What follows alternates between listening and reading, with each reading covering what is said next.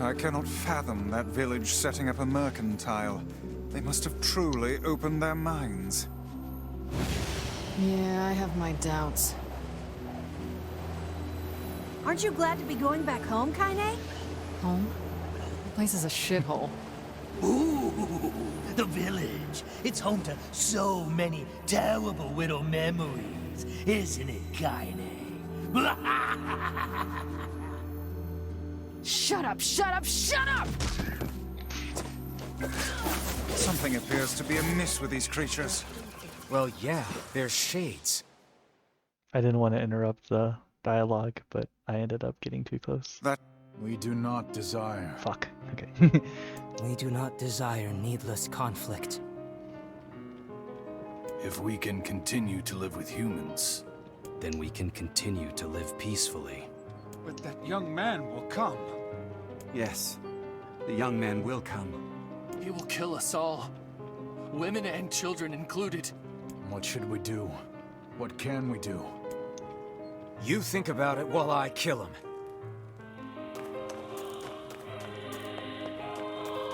Okay, it continued the dialogue, but you think about it and you kill them.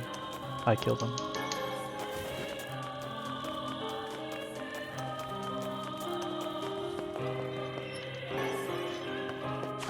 I'm really glad they made it so you can't, not that you can't skip dialogue, but it's harder to skip dialogue in this game on accident.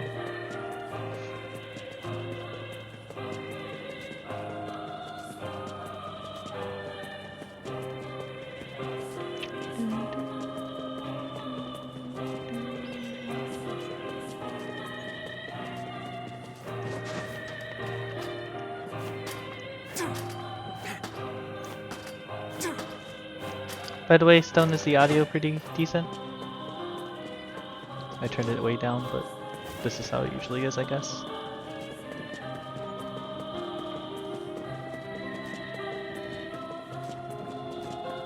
Nice.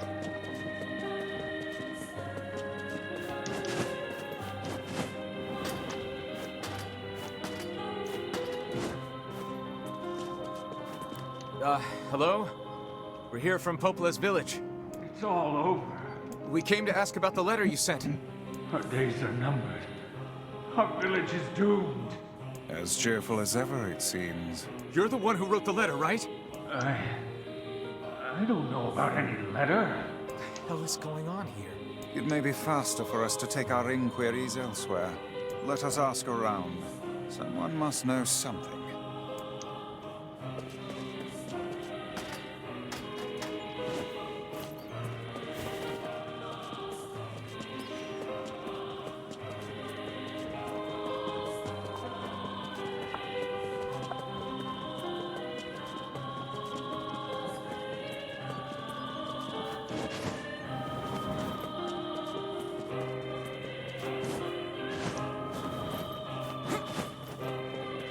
I feel like I'm speedrunning.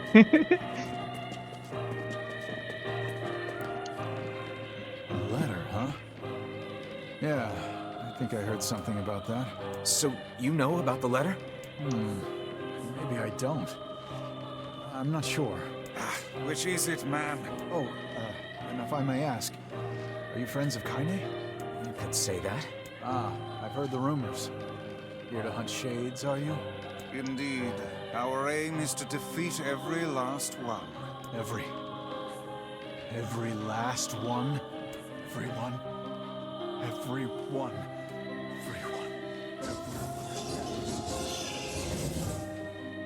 Vice! Beware, this man is a shade. Damn it! It's a trap! I figured as much.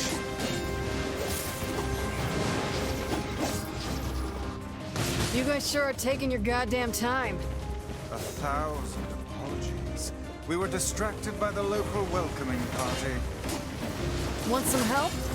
A carnival of murder? I love it. Kaine, the villagers are possessed! But not all of them. Some are still human, so be careful!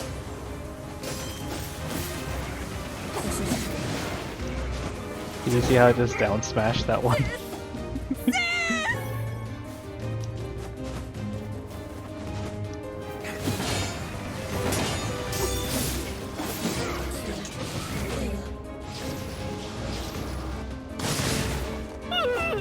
Oh, you were flying.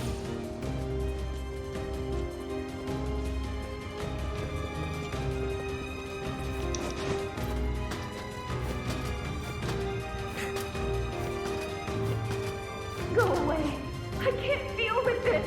Leave me alone.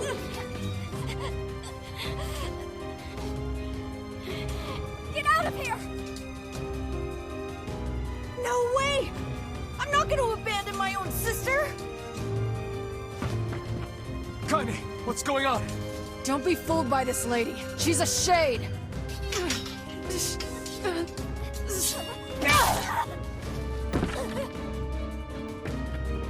No. No.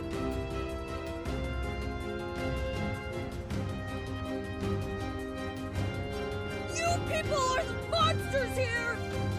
Stay back, kid. Your sister is one of them now. I don't care what she is. She's my sister, and I love her.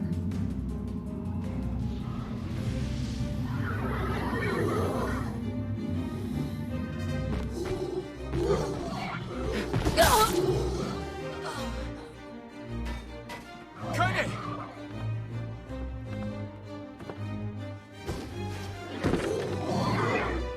That ass shot.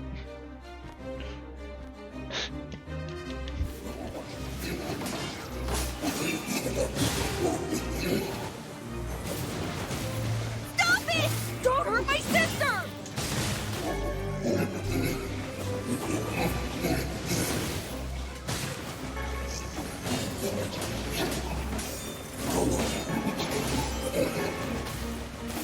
What madness. These people are behaving as if we are the villains.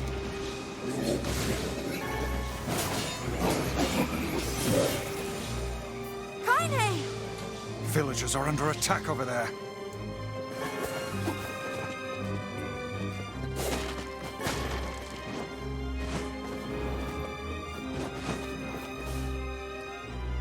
What could those black swirls be?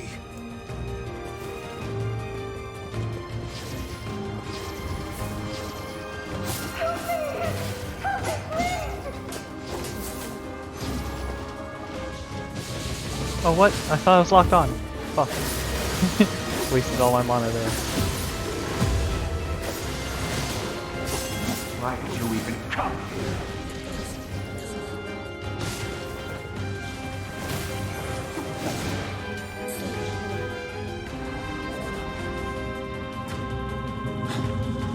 What's happening?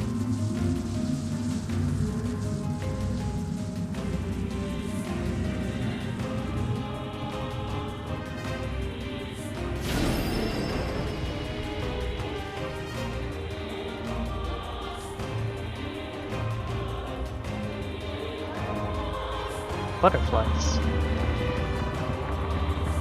I never noticed the butterflies. By my pages. Is this beast a shade as well? That thing sucked up the villagers. No! If we keep this up, we're gonna kill them all! We can't let that happen!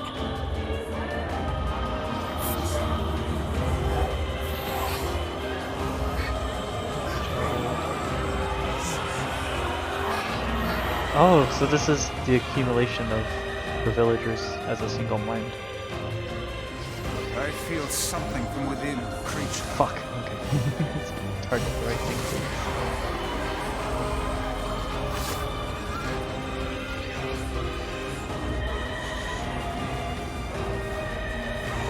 Is this the combined power of all those shades? It will take more than a barrage of magic to stop us. The first to waver is the first to die.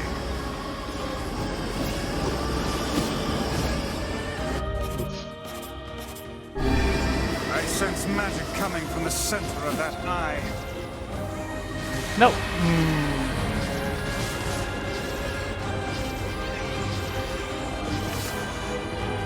Damn it. Wasted all my mana.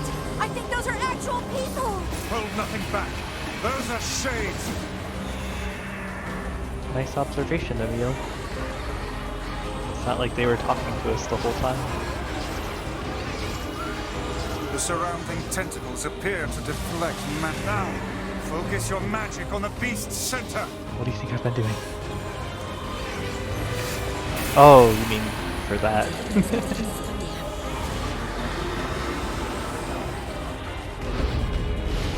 Omega. Look away from the eye.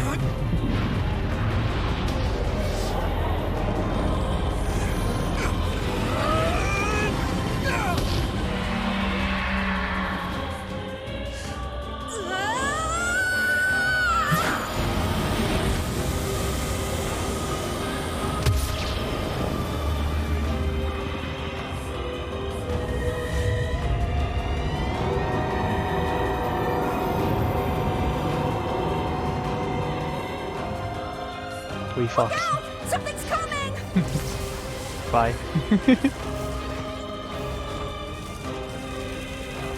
Its weak point is located around the back. Try attacking it from above. I'll try to pin it down! Emil! Emil! I'll keep it busy! You should be able to attack! Oh, I'm not From even on the behind. right level. Go around and get it! Please, hurry! Emil can handle this. We must circle behind the creature at once.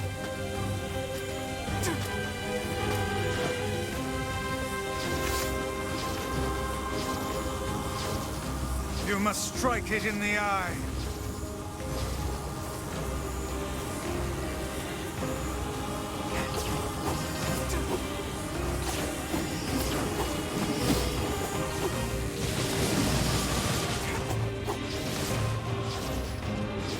Did we get it? It is escaping to the inner level. I'm coming! Gotta catch my breath! Careful, Emil. It won't help anyone if we lose you here.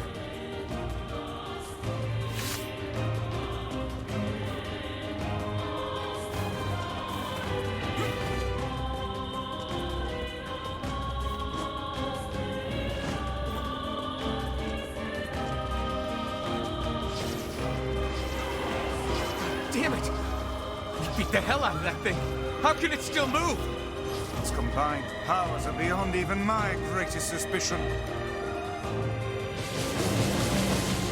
Oh, almost had it. 2 more.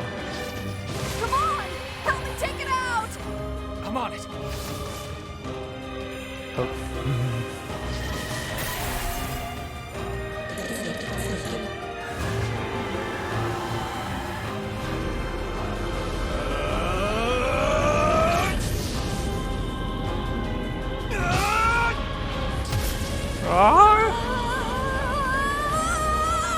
Wait.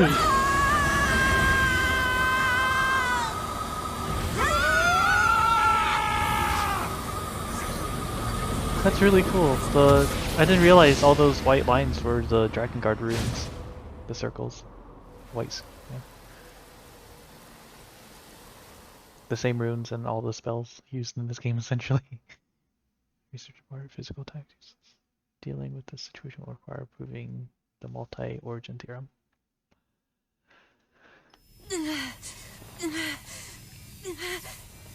Emil! Emil, wait!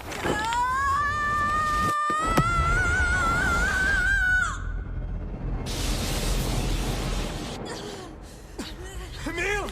He's gone. His instincts have taken hold. The ultimate weapon is being deployed.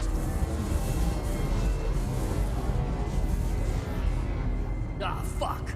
This ain't good, sunshine.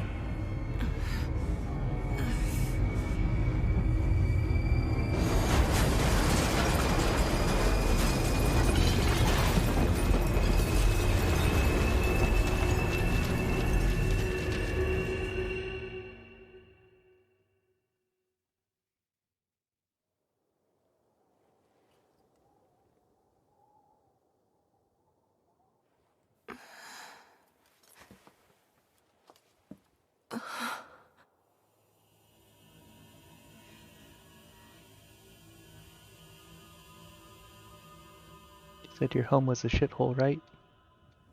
Welp. Now it actually is.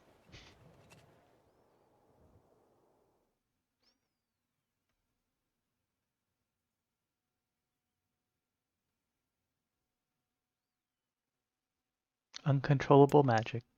I have to protect the people I love. That was my only thought as I unleashed a magic powerful enough to destroy not only the Shade, but everyone else as well. All of them. So many innocent lives. Destroy. Eviscerate. Crush. Kill. These are the dark impulses that override all other thoughts. As a being that was created to be a magical weapon, these are my instincts. Or maybe it's better to call them our instincts. Oh, meals time.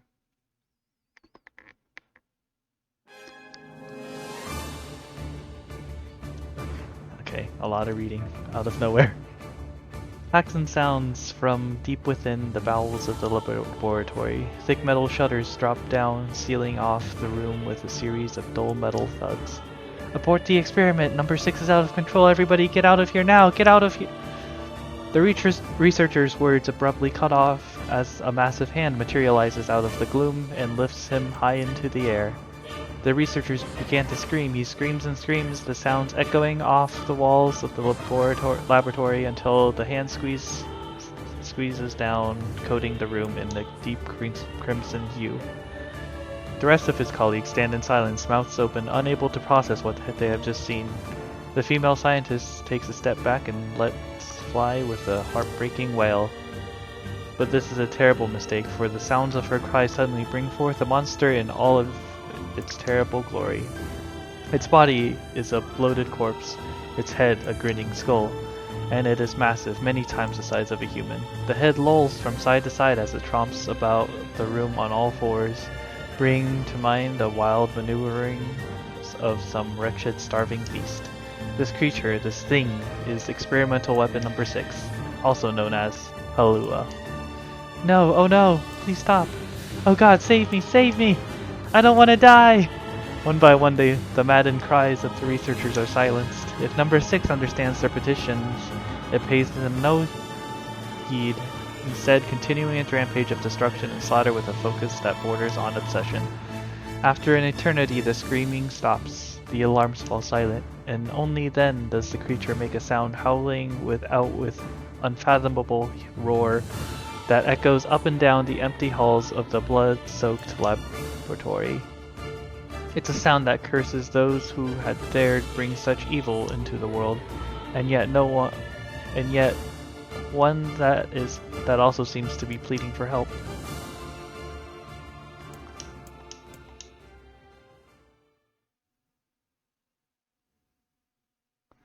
Two sets of footsteps echo in an otherwise silent corridor in the first level of the laboratory.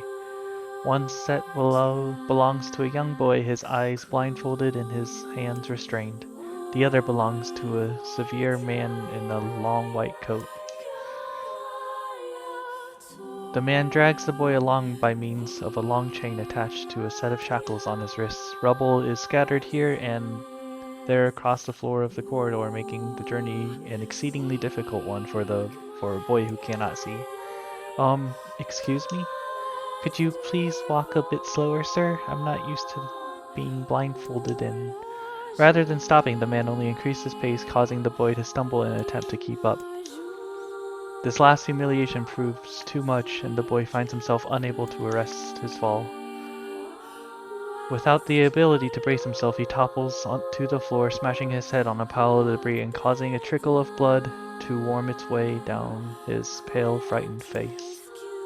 Agonized by the pain, the boy inadvertently opens his eyes, causing the falling drops of blood to emit a strange crackling sound before transforming into tiny white rocks. "Close your damn eyes!" roars the man. Yes, sir," stammers the boy as he slams his lids shut. He hadn't realized the blindfold had slipped off during the fall, but now he keeps his eyes squeezed shut so tightly that sparkles appear against the black of his vision. The boy is Emil, also known as number 7. He is a magical weapon whose eyes are capable of turning to stone anything that falls under their gaze. Don't look at me, barks the man. Never look at me. I'm sorry, sir. I'm looking at the ground now, so if you just hand me the blind... Instead of waiting for him to finish, the man extends one foot and presses Emil's face to the floor with the heavy black boots. Sir, stop. You're hurting me. I told you to keep your eyes and your mouth shut, so do it. The man knows this boy, this weapon, could wipe him out with a single glance, and yet subduing him in this way gives him a sense of relief. After making certain the boy is sufficiently cowed, the man leans down, retrieves the blindfold, and knots it tightly again around the boy's quivering head. Right then, on your feet, let's move. Emil staggers to his feet, trying to ignore the red liquid oozing down his face. The blood doesn't matter, the pain doesn't matter. All that matters is finishing the job they had set out for him to do. The second level of the laboratory is in even worse shape than the first. The environs are littered with rubble and rock, making the thought of a decent foothold laughable. When the man's eyes linger on a section of rubble stained a deep red, he has a sudden image of warm, gooey brownies slattered in a strawberry sauce. His stomach lurches at the thought, but when he attempts to avert his eyes, they land on the remains of a human being rendered into what they could only be described as paste. The man blinks. His mind goes strangely blank before attempting to determine exactly how many humans had to be sacrificed to create the scattered piles of flesh around him. After a moment, his thoughts simply cease altogether, as if his mind realizes that trying to put such a thing into form is folly. You can go the rest of the way on your own, says the man in a voice much weaker than he wishes it to be. I mean, what does it matter? You're not even human. You're a monster.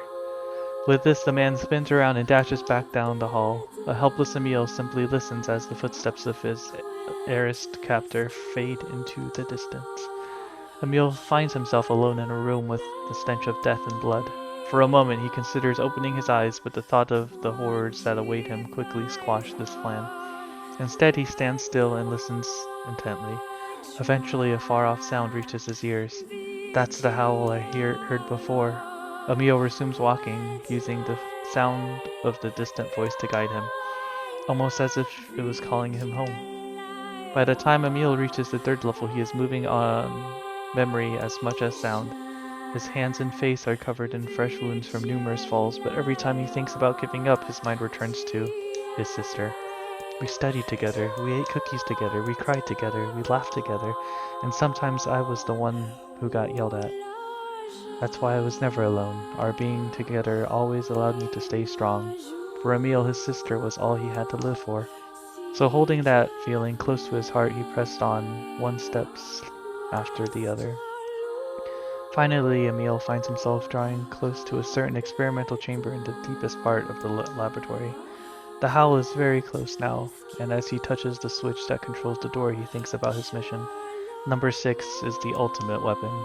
She is his sister, and he must turn her to stone. The door slowly opened, revealing the massive interior of the experimentation chamber. After a few steps, Emil removes his blindfold and slowly opens his eyes. His sister lurks before him, but she looks nothing like the girl he once knew. Instead, he sees a savage beast crawling on all fours through the shredded remains of researchers. As the thing that had been his sister stops and tilts his head in Emil's direction, he focuses his gaze on it. A series of soft crunching sounds emerges from the creature as his magic does its terrible work. First the finger, then the hands, arms, legs, head. What little color the beast once possessed fade to a dull ashen gray, and yet somehow it summons what strength it remains and pulls itself towards Emil, one slow, lumbering effort at a time. Wailing, the massive monstrosity closes in. Is she worried about me? Or is she coming to kill me? Emil feels prepared to accept either outcome. After all, it was his older sister, the person he loved more than anyone else in the world. Halua, The moment Emil speaks, number 6 comes to a sudden halt. Silence descends on the chamber as the siblings stare at each other. I'm sorry, Halua, but everyone says you're too powerful. They say it's too dangerous unless if I seal you away. I'm so sorry. As Emil watches her body begin to turn to stone once more, number 6 simply waits in utter perfect silence. I'm sorry, I'm sorry, I'm sorry, I'm sorry.